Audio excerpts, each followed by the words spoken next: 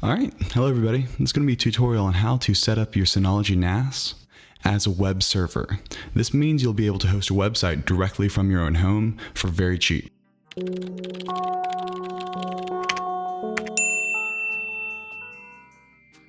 So this is actually a video I've gotten requested 2 or 3 times. If you have any other suggestions, please leave them in the comments below. And so I'm starting it. We're going to be using what's called WebStation here.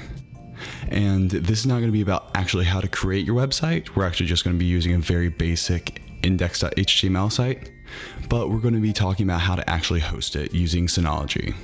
There are multiple ways you can actually allocate the web address from a website like www.google.com to then map to the private IP address of your home. Synology actually offers this service for free, where you can set up a .whatever.synology.com and it'll automatically forward anything that those addresses to your home network.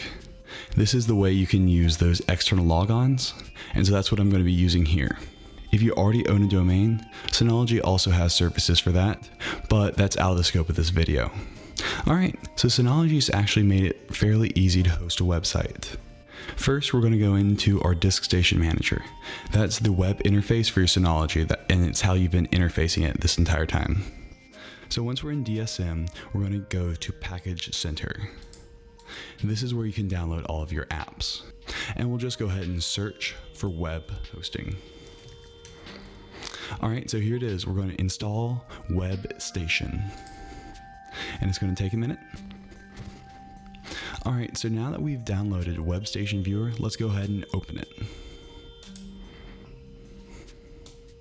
Alright, it's got a pretty simple interface. Another thing that we can see that has happened is if we go into File Station, we can actually see here that it's created this share folder called Web. And within it, it's got an index.html. So if you don't know a lot of things about how websites work, basically on every single root server, well, for simple setups, you've got an index.html in the root, and that's actually what the website is looking for. So basically this index.html tells your computer, the home page, what to look for, and it directs you to all the other subpages from there. So the way we access this here is it's actually really simple.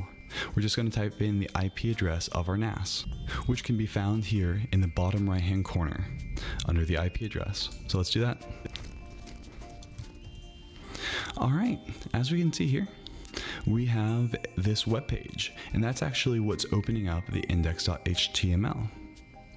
But right now, if I were to hit this on my phone and try to type in 192.168.1.123, without being on my home network, I would not get this page. I would get an error page most likely. So right now, this is not very helpful unless we're living within our network. So let's go ahead and we're going to simplify this because I prefer to do this myself. So we're just going to delete that and delete the folders.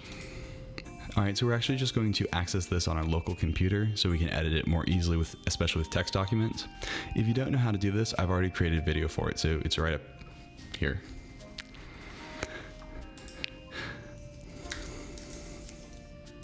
Alright, so now I've connected my Mac to that web share folder that was created. And so we're going to create a new text file. We're going to want to do this in plain text.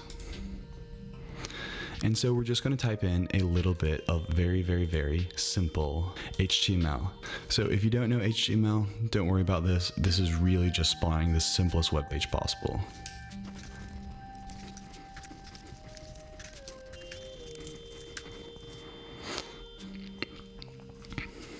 And we're going to save it as index.html. Alright, so now we're going to go back to our website and see what happens when we type in the address again. And now we can see that simple index.html is spawning this web page. All it says is hello SpaceRex watchers. So this is the start to your website. You can also use things like Apache, PHP, and all those other services, but that's out of the scope of this tutorial. Right here, we basically got the root of a website, but there's no way for anybody to connect it right now. So we've got to do 2 things. We've got to open up the ports so people externally can access it if they know our external IP address. And we've got to create a host name, so that way people can just type in a website address rather than the external IP address of my house. All right, so the way we're going to go about doing this is we're going to go into Control Panel first, and we're going to hit External Access. They make it really easy. So this is where we're going to create a DDNS service. So we can just use the free Synology ones. So I'm just going to create something now. And if you've never signed in before, it's going to have you sign in. And here that's blurred out is my external IP address. All Synology is doing is saying, anytime you go to this host name, I'm then going to send you to this external IP address.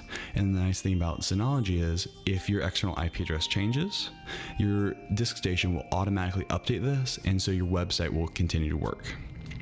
Another note, I'm not going to be going into port security here, and there is a danger of opening up your external IP address to the net, so be cautious of that. And there's other videos who will actually do a better job of explaining what can and cannot be done. But make sure your router has a firewall if you're going to be doing this at all. Your router should have a firewall anyway.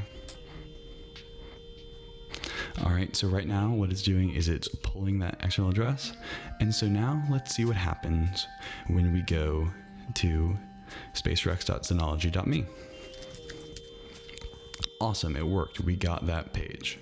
But right now, if I were to hit this on my phone, I would get an error page, because right now my router is blocking any incoming connections on the port. The reason it works locally is I don't have to go through my router. Basically, my router says, okay, I'm going to block any external connections on these ports until I'm said otherwise. But any internal connections are free reign because it's assumed it's a safe network. College campuses and large businesses will have different setups, but that's for different videos. All right, so once again, Synology's made this really easy. There's just this tab with router configuration. So I'm just going to go ahead and click Setup Router. It's going to be reading my configuration and do it all automatically for me.